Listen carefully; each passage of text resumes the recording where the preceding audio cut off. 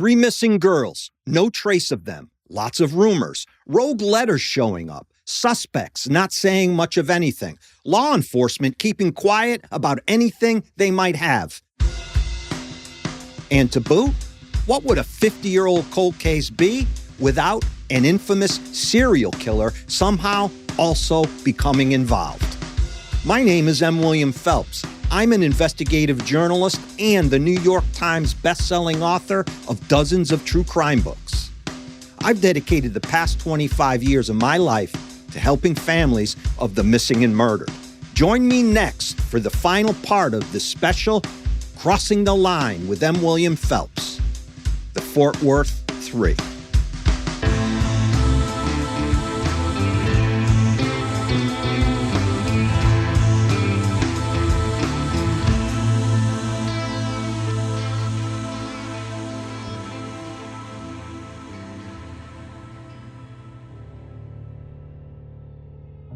"312 miles south of Fort Worth, in Galveston, Texas, during the early 1970s, young girls in the same age range of Julie, Renee, and Rachel begin to go missing, one after the other. Then their bodies begin turning up in bogs, marshes, swamps, and other bodies of water in and around Clear Lake and Texas City. So, there seems to be an obvious connection there, victims and water. The guy some believe to be behind most of these murders and abductions is Edward Harold Bell, a real sexual predator scumbag of the worst type. He was ultimately caught in 1993 and convicted of killing a Marine back in 1978 and sentenced to 70 years. While behind bars, Bell then admits that he killed all those girls whose bodies were found in the waterways. None of his admissions, however, could be substantiated conclusively. Then, Bell recanted. Investigative reporter for the Houston Chronicle, Lise Olson, did some incredible work on this case and wrote extensively about it. Bell becomes sort of looked at as a potential suspect in the Fort Worth 3 case because of the age range of the girls and what many presume was Bell's preferred victim. In my cursory look at Bell being connected to the Fort Worth 3, I cannot see it. Some have said Bell can be connected to Fort Worth and was in the area at the time, but I have not seen any evidence of this. I would think by now, or would hope, that Fort Worth investigators have run down any connection Edward Bell might have and ruled him out. If not, they certainly need to. But this is how these cases seem to go, always. A tip leads to a search leads to something seemingly found, and excitement is soon dashed by reality when all turns out to be nothing. Or some serial killer looks good on paper, but when you get in there and begin to actually investigate him, the evidence proves otherwise.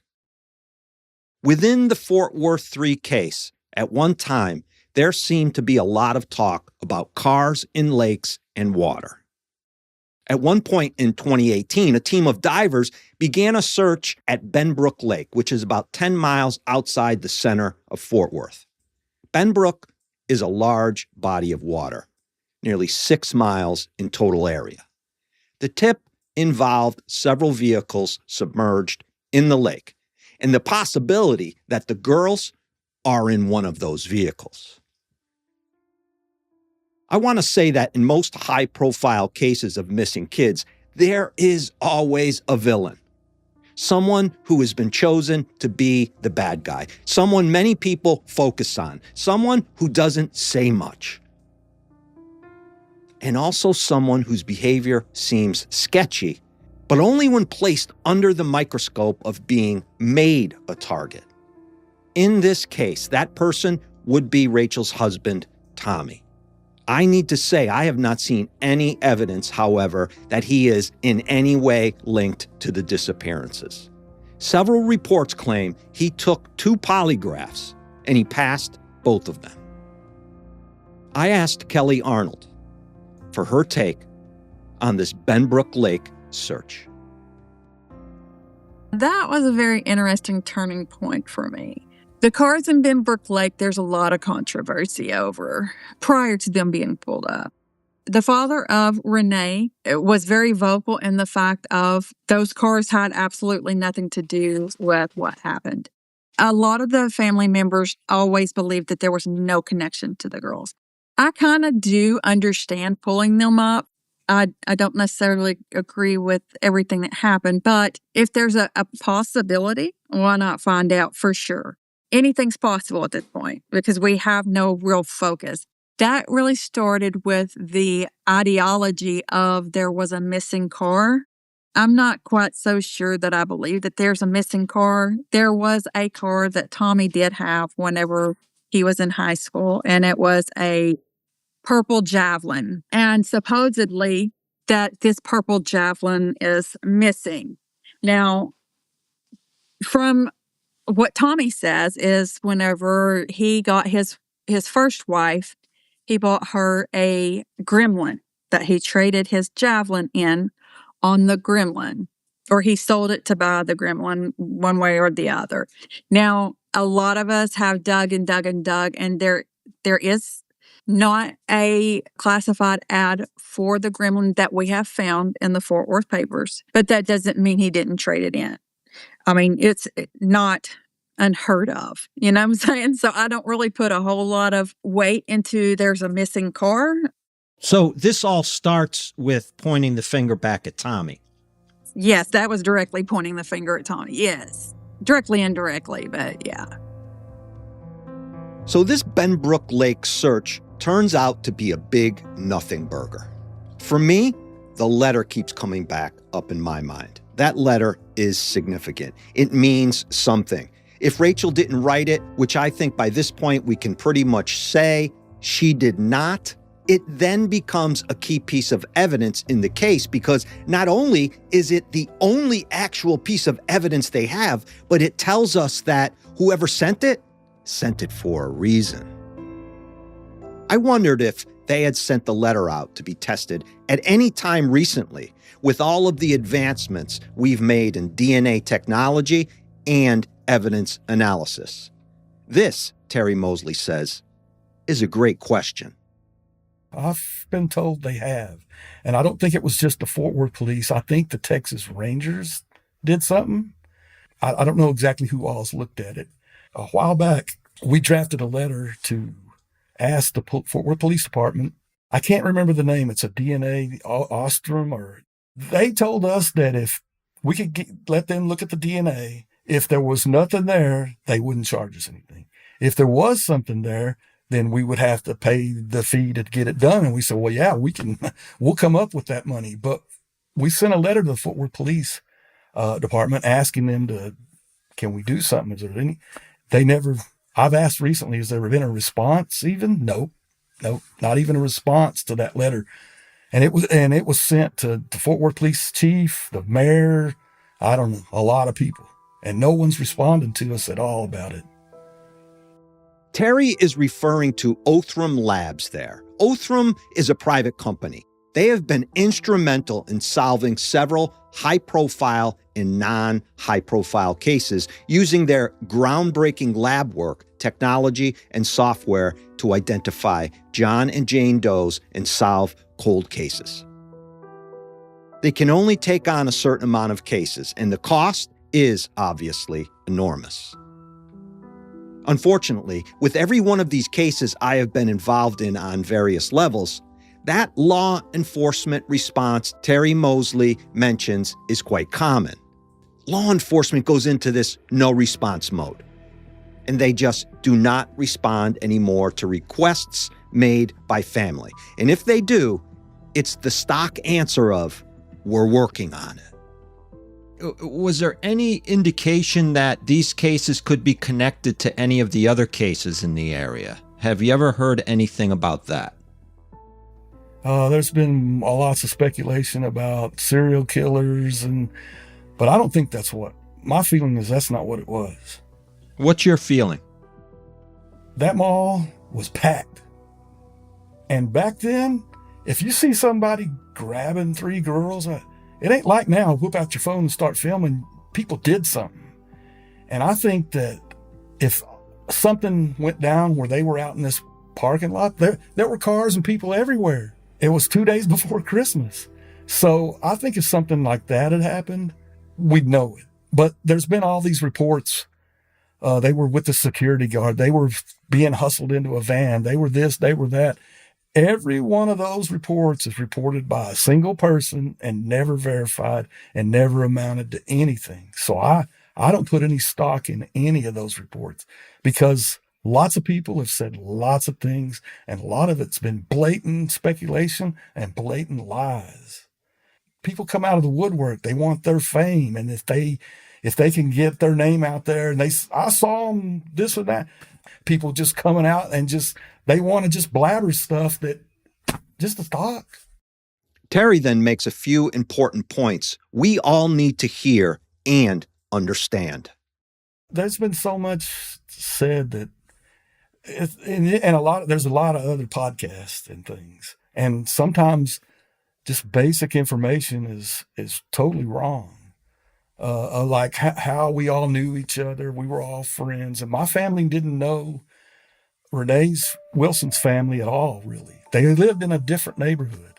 My mom had never even met Rachel or seen Rachel, not once. That's why she was real hesitant on letting her go. And the only reason my mom let my sister go was because of Renee, because she knew Renee well. Things like that, how we were all friends in the family. And that's not the case. And there were things like, I've heard it reported that they went to get Rachel's jeans at Army Navy. That's wrong. It was Renee's jeans. Her dad's passed away now, but we were friends. And he had told me that it was Renee's jeans because in the trunk of the car were 2 pairs of the jeans that they picked up from Army Navy. One was a new pair. One was one of Renee's old pairs. So they had stopped at Army Navy then? Yeah, they went to Army Navy before the mall. That's a fact. And I guess Renee had changed, new jeans. She slapped on a pair of those new jeans, and then they went to Seminary South. I've actually talked to a lady recently that insists that they came to a Myers department store that was over. It's not by the mall. It's not by Army Navy. It's actually the opposite. It's south of all that, but it's right over in Rachel and Renee's neighborhood where they lived, or where Rachel grew up and where Renee actually lived. It was blocks away from their houses. And the girl went to school. The girl I talked to, she went to school with Rachel and they were friends. And she said that Rachel, Renee, and Julie came in there before the mall, before Army Navy even. Getting the simple facts of a case right is important to how the case will progress over the years. Terry then tells me something else, which becomes extremely important. And I'll get to that right after my first break. You are listening to Crossing the Line with M. William Phelps.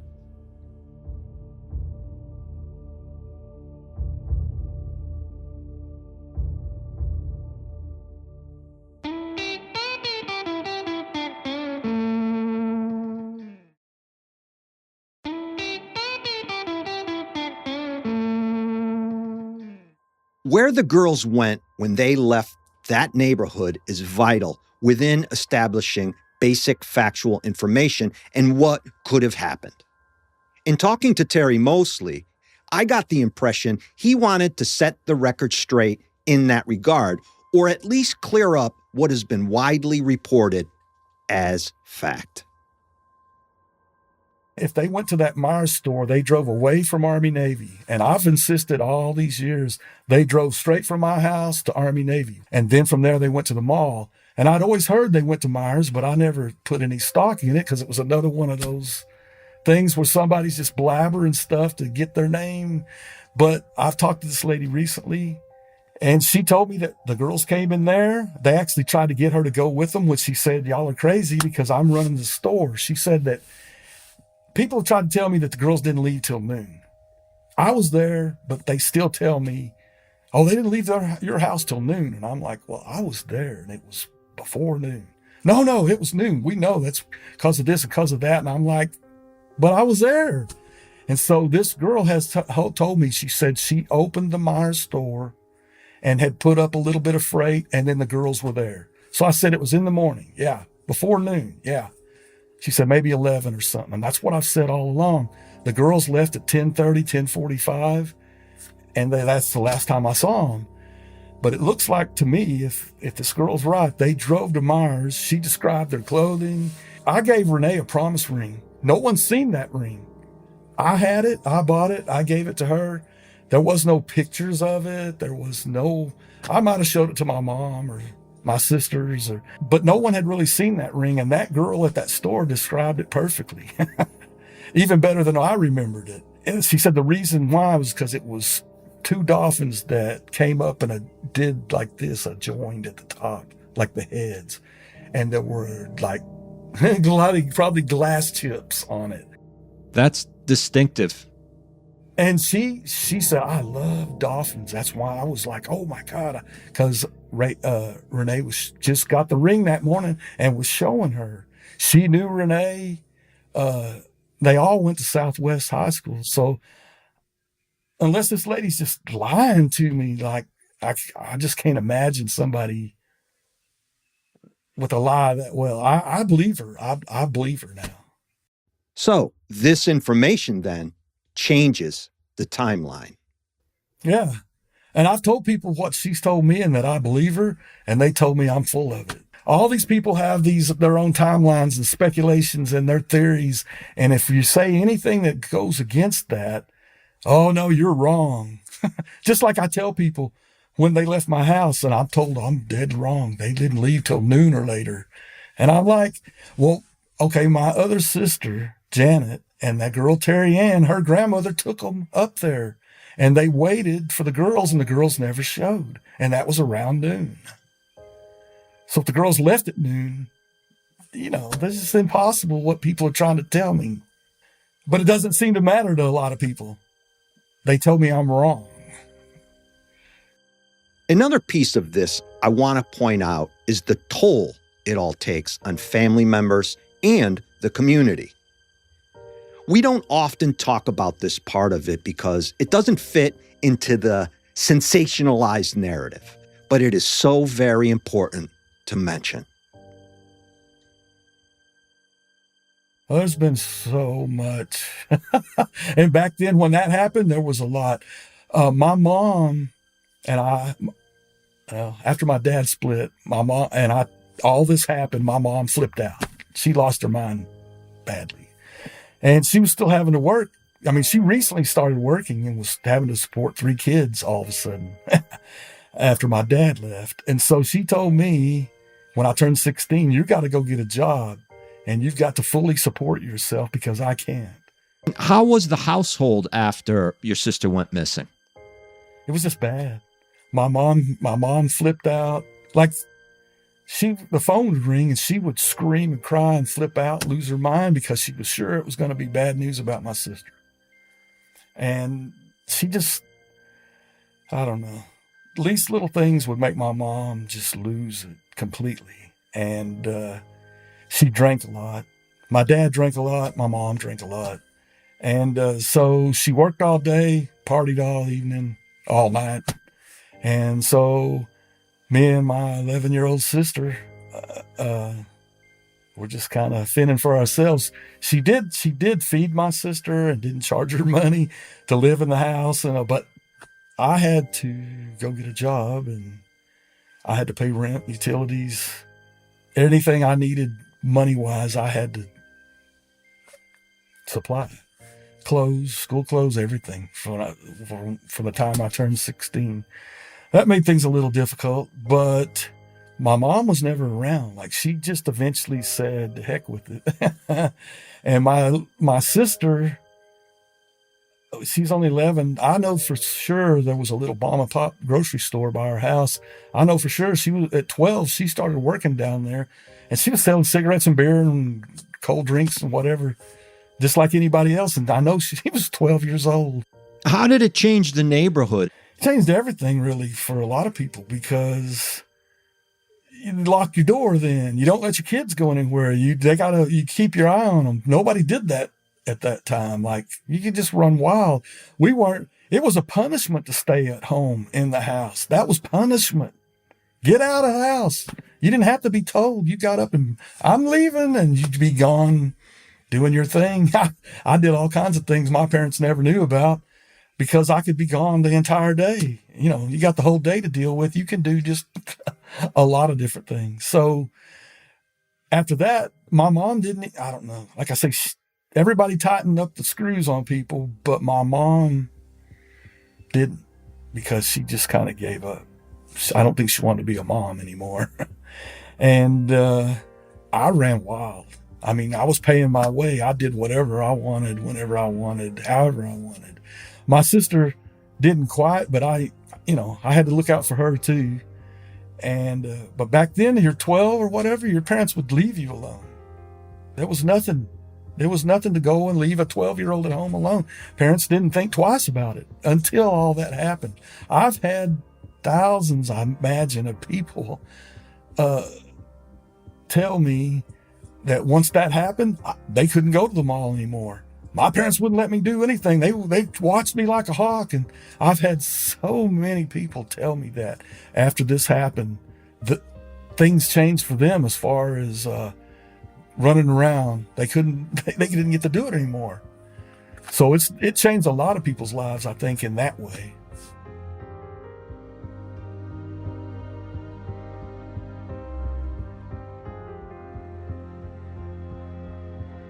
A tip came in claiming that the girls' bodies were buried under a bridge near Port Lavaca, 330 miles south of Fort Worth along the Gulf of Mexico. They checked it out. That tip led to nothing.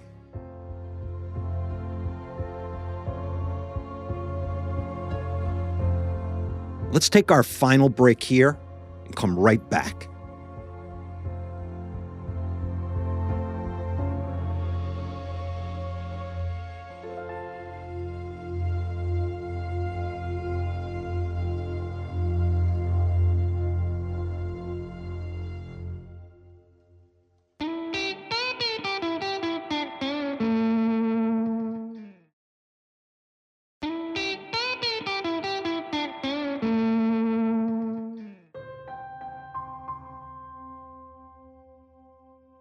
Frustration from the families is what you hear in all of these cases. And it's not really anyone's fault, except for the person responsible for the abductions. Law enforcement can take the hits. Suspects can even take the hits. But time and its passing is the real enemy here, as it is within all of these cases. The more time that passes, the less likely the case will ever be solved. Sure, we see 50, even 60-year-old cold cases solved, but that is rare. When families inquire about the cases, they get that same response, which only adds to their frustration.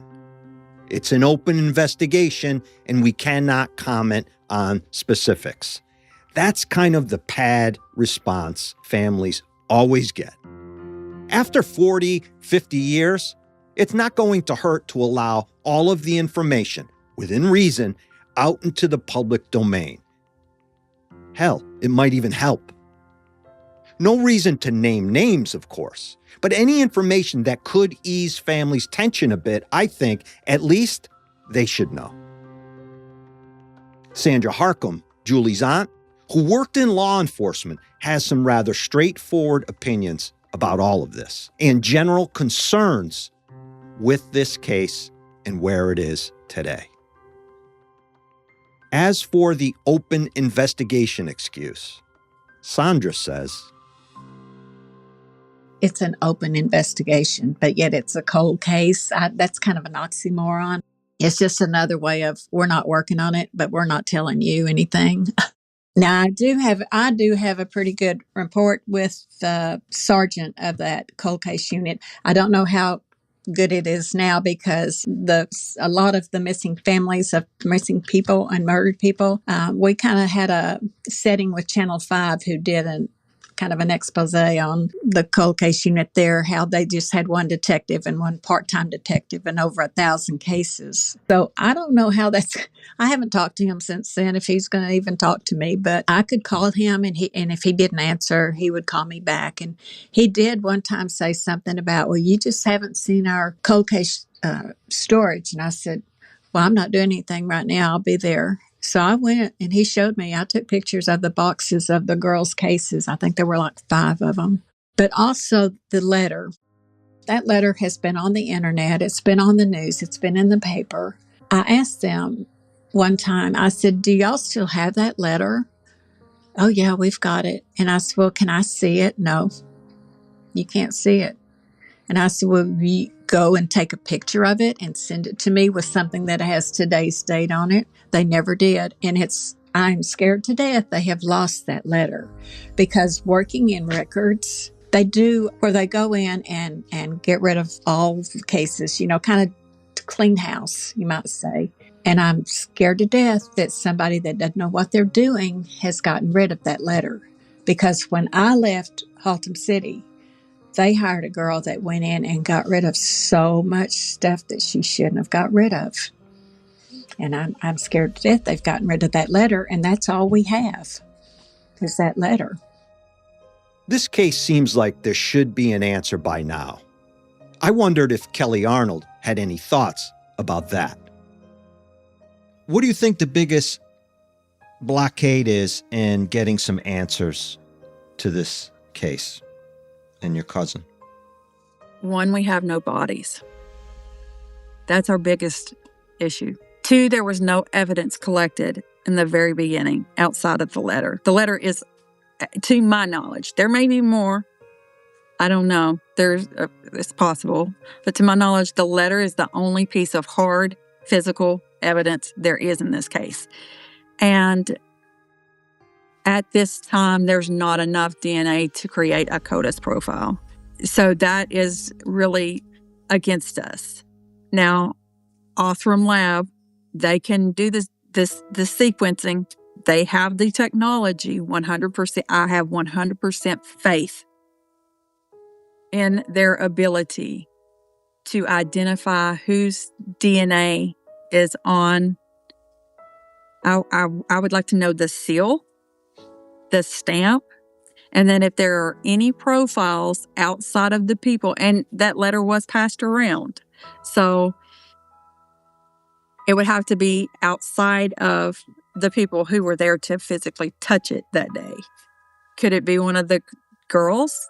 I mean, if you put their DNA on there, there's at least a piece of an answer, is that they were around the letter, I don't feel like that you're going to find their DNA, but, Do you think that these cases are connected to any of the other cases in the area and the same era?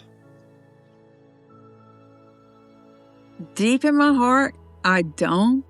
I am open-minded because, like I said, until we know for sure, then we don't know. And so I would be ignorant to not keep an open mind. I believe Ed Bell is an excellent candidate, 100%. He had ties to the area. He's from Houston and Galveston area. Most of his victims are down there, but he had ties to the Dallas-Fort Worth area. Strong ties. He traveled all the time. He would go missing for days. He is unaccounted for December 23rd of 1974. You can't pin him down anywhere. I think he was very well capable to abduct 3 girls. Kelly says there is also another suspect from the Midwest who needs to be looked at more closely.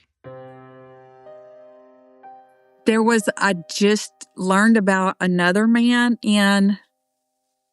I'm not sure that he was a serial killer. He died in prison, but he was in prison for robbery of a bank.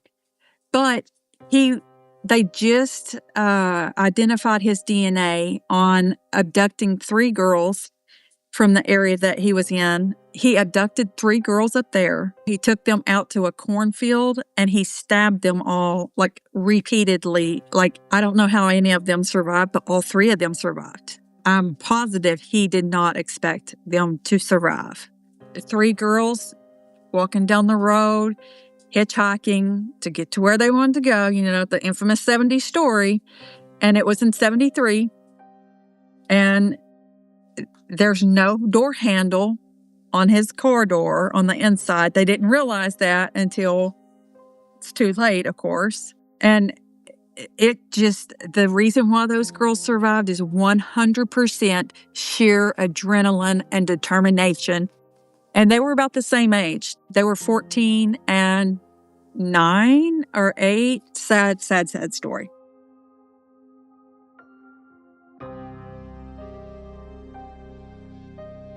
I asked Terry Mosley what he would like to see happen right now, today, in his sister's case. Well, there's a lot of things that look pretty cut and dry and obvious, like that letter business. It's the only piece of evidence that we have, and it's been basically disregarded. And if you ask me, there was a handwriting expert that's professional and testified in cases, and she analyzed the handwriting and said within like 98.5 or something percent positivity, Tommy Trelisa wrote the letter. And she said she'd be willing to go to court and testify that, but nothing ever came of it. So it's just things like that. I just don't understand why there's not more that can be done. Did they ever go after Tommy? I think he was ruled out as a suspect. There were a lot of things that weren't done. The car wasn't fingerprinted. People weren't questioned. They never came to our house and searched rooms, or they never went to Renee's house and searched any rooms, or the car was given back to Tommy the very next day just because they didn't need it. They considered them runaways. So the first vital hours, they were just runaways that no one did nothing. And so I get that it's 50 years later, and I doubt that. I don't really see this ever being solved unless the person that did it comes forward and says, I did it, and they can prove they did it. I mean, you have to be able to prove you did it. There's no bodies. That's what's weird to me. I thought you'd think at some point in 50 years, in all the building and progress that's been done in this area, they would have turned up. I would have thought 50 years, not just a few years, 50 years, and nothing's ever been found. And they don't. As far as I know, Tommy, he eventually divorced Rachel because she was gone, and he's remarried. He had a wife before Rachel and divorced her. And then I heard he got remarried not long after Rachel, and somebody said he's been married 5 times. I have no idea. The guy moved away. I heard he's living in the area now, but I don't keep up with him. I mean, I'm not gonna hassle the guy because I don't know anything. If I did, I would, but I don't. So, everything's at a standstill, and it's been at a standstill for 50 years.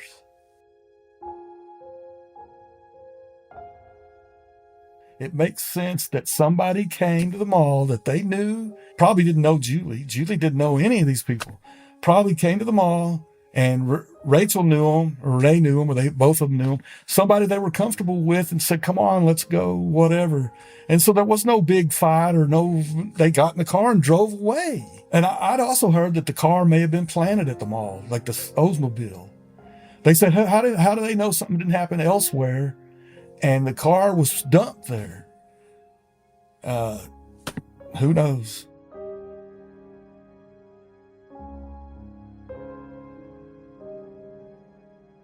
What I tried to do is hit the important parts of this case in these 3 episodes.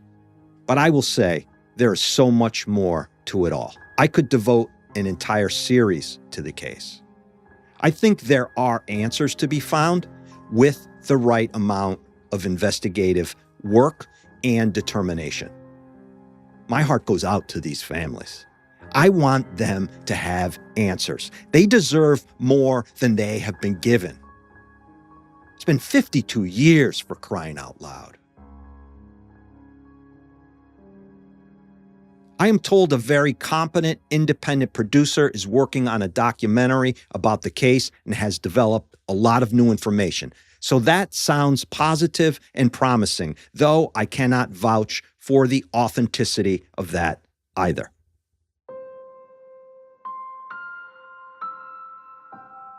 If you have any information, please come forward. Please say something. I certainly believe there are people out there still alive to this day who know something and could help solve this case. Ask for immunity. If you are worried about getting in trouble, ask for immunity. But come forward, please. Please, please. Next week, I'll have a brand new case for you. Until then, be safe, be aware. And coming March 1st, 2026, on the Binge channel, wherever you get your podcasts, Fatal Fantasy, my 6-part narrative podcast about a case in Virginia you will not want to miss. Here's a sneak peek.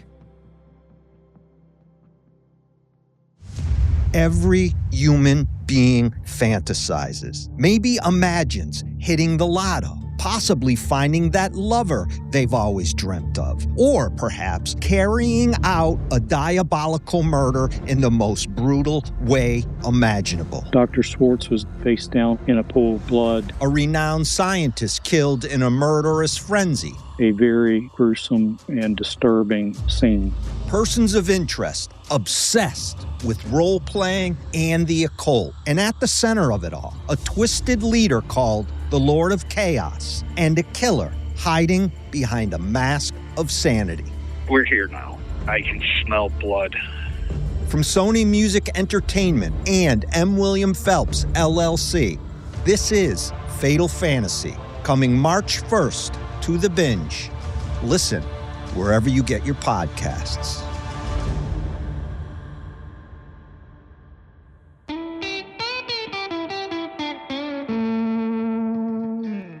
Crossing the Line is executive produced by M. William Phelps, LLC, and Matthew Valentinus, Mom's Basement Management. Written by me, M. William Phelps. Audio mastering and mixing by Matt Russell. Music by Epidemic Sound. Original music written and performed by Thomas Mooney, Tom Phelps, and Matt Russell.